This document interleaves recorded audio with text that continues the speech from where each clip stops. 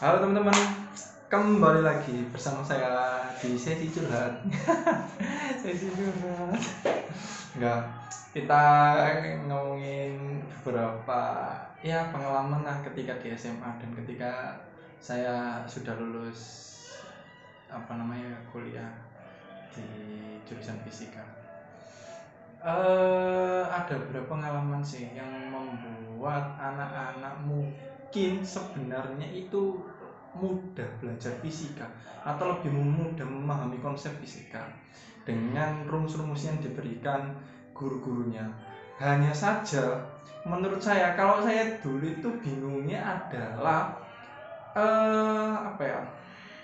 gini yang saya rasakan teman-teman, ini ya, apa jenenge itu, waktu di SD atau di MI, saya dulu MI ya SD ya. Ketika kita belajar matematika kan sudah belajar tentang kecepatan ya, jarak dibagi dengan waktu. Ya masih ingat mungkin teman-teman di sini. Nah kalau di matematika itu kan jarak dibagi waktu, kalau di SD masih ditulis jarak dibagi waktu, atau mungkin K karena kecepatan, K sama dengan J dibagi W, di mana J itu adalah jarak, W itu adalah waktu, kan seperti itu ya. Tapi nanti ketika berubah ke SMP, nah itu kok beda ya teman-teman. Nah kok jadinya S dibagi T. Nah begitu jarak atau perpindahan dibagi waktu. Nah kok bisa gitu. Nah itu yang mungkin yang dibikin bingung sebenarnya. Padahal asalnya kan berarti harusnya kan sudah tahu sebelumnya ya, kayak anak SMP mau belajar tentang kecepatan atau perpindahan kan di SD sudah dipelajari. Nah kemudian kita masuk ke perguruan tinggi. Nah di perguruan tinggi juga ada perubahan simbol.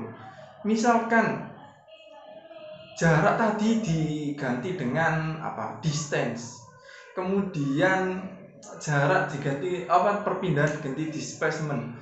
Nah berarti kan di situ kan ganti D, V sama dengan D per T. Padahal aslinya itu intinya sama, jarak dibagi waktu, perpindahan dibagi waktu, hanya beda simbol toh. Itu yang bikin anak-anak itu bingung. Waduh, aku mbiyen kok bingung sekali, kayak seakan-akan kita itu menemukan atau bertemu dengan rumus yang baru, padahal itu kan sudah kita pelajari. Kalau kita SMP berarti kan sudah mempelajari itu di MI atau di SD dulu, jarak dibagi waktu. Kemudian perguruan tinggi kita sudah dipelajari di SMP, di SMA juga sudah mempelajari. Nah itu yang bikin saya yang saya rasakan hingga sekarang. Oh anak-anak itu sebenarnya itu harusnya bisa. Kayak misalkan gini lagi ya, di gaya Coulomb atau gaya interaksi pada listrik statis. Nah itu kan rumusnya K dikalikan Q1 Q2 per R kuadrat ya. Nah R di sini itu adalah jarak antara dua muatan. Nah kita berbicara jarak lagi. Nah tadi yang di MI jarak itu disimbolkan dengan J, kemudian di SMP, di SMA jarak itu disimbolkan dengan S. Sekarang diganti dengan R, kan kaki 1 ki R2 di per R kuadrat kan, itu kan jarak R nya. Nah gitu tuh, wah itu bikin anak-anak bingung. Saya juga kasihan sama teman-teman yang lain, kok jadi beda-beda rumusnya. Kita itu nulisnya itu baik itu J atau D atau R. Nah baiknya nulisnya apa? Nah itu mungkin yang jadi kendala ya teman-teman. Harusnya ada kesepakatan gitu loh. Kalau jarak ya kita menggunakan apa? Kalau kita menggunakan misalkan percepatan kan A ya, kesepakatan dari kata acceleration, baiknya bahasa Inggris kan. Ya kita menggunakan dari awal itu ya menggunakan itu saja gitu loh. Berarti kalau kita menggunakan D per T artinya displacement atau distance, nah ya pakai itu aja. Dari MI atau SD juga kita terapkan seperti itu, supaya nanti kita masuk ke ruang lingkup lain itu nggak bingung ya.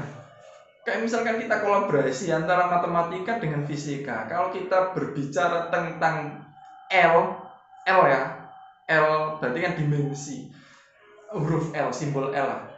Kalau kita berbicara tentang matematika, L itu biasanya disimbolkan dengan luas. Guru-guru kalau menuliskan L segitiga berarti luas segitiga, L lingkaran berarti luas lingkaran, singkatan maksudnya luas itu ya.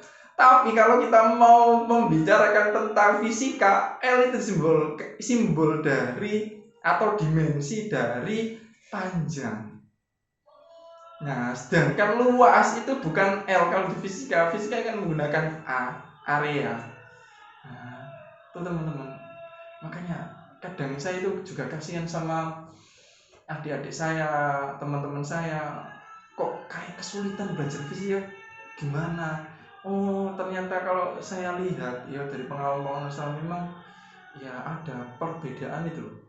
Aslinya istilahnya itu sama, rumusnya itu jarak sama, tapi beda simbol itu yang bikin pusing, bikin orang jadi kayak bertemu hal yang baru. Jadi kayak di SD sudah dapat rumus, SMP dapat rumus baru, SMA rumus baru, perkuliahan rumus baru, padahal kan jarak itu sama, kecepatan rumusnya dari awal itu sama, jarak dibagi waktu. Nah, itu perpindahan dibagi waktu. Aduh, itu semoga saja nanti teman-teman yang ada di sini, baik itu pengajar ataupun guru atau dosen, punya apa ya, memberikan informasi lebih. Artinya apa? Gini anak-anak, misalkan dulu kita SD kan sudah mempelajari kecepatan jarak dibagi waktu, jadi ada perubahan simbol saja.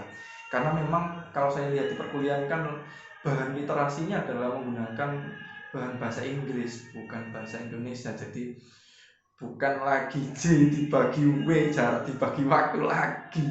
Nah, kalau jarak dibagi waktu JW, oke, itu kan bahasa Indonesia. Tapi hendaknya kita sampaikan kembali supaya apa? Anak-anak itu tidak berat menghafalkan rumus. Oh, ternyata kita ini mengulang hal yang sudah kita pelajari di tahap sebelumnya, di jenjang sebelumnya gitu. Nah, nanti di kesempatan hari saya akan mengajak teman-teman untuk membedah simbol-simbol yang ada di fisika ya. Nanti biar kita tahu, oh simbol itu seperti ini. Kan kalau mengerjakan fisika itu kan lebih baiknya sebelum mengerjakan kan diketahui apa dulu variabel-variabelnya, kemudian variabel yang ditanyakan itu apa. Jadi kita langsung baru ke rumus. Jadi kalau mengerjakan fisika jangan langsung ke rumus, nanti bingung ya.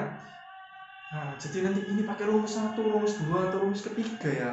Padahal biasanya dalam satu bab itu ada 4 rumus. Padahal satu rumus itu kan dikembangkan saja.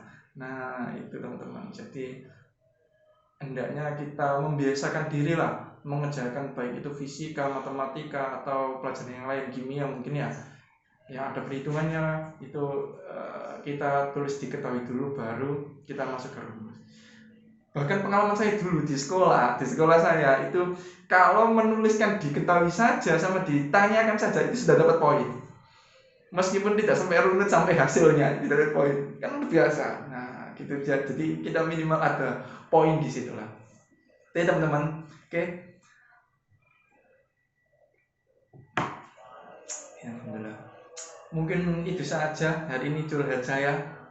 Semoga yang mendengarkan teman-teman pengajar, baik itu guru ataupun dosen, ya semoga memberikan informasi lebih lah, sehingga nanti anak-anak didiknya itu lebih membuka wawasan. Oh ternyata tahap sebelumnya itu kita sudah mempelajari, jadi nggak mikir berat-berat. Oh gitu ya. Oke, itu saja teman-teman ya. Kali ini terima kasih, semoga didengar curhat saya ini.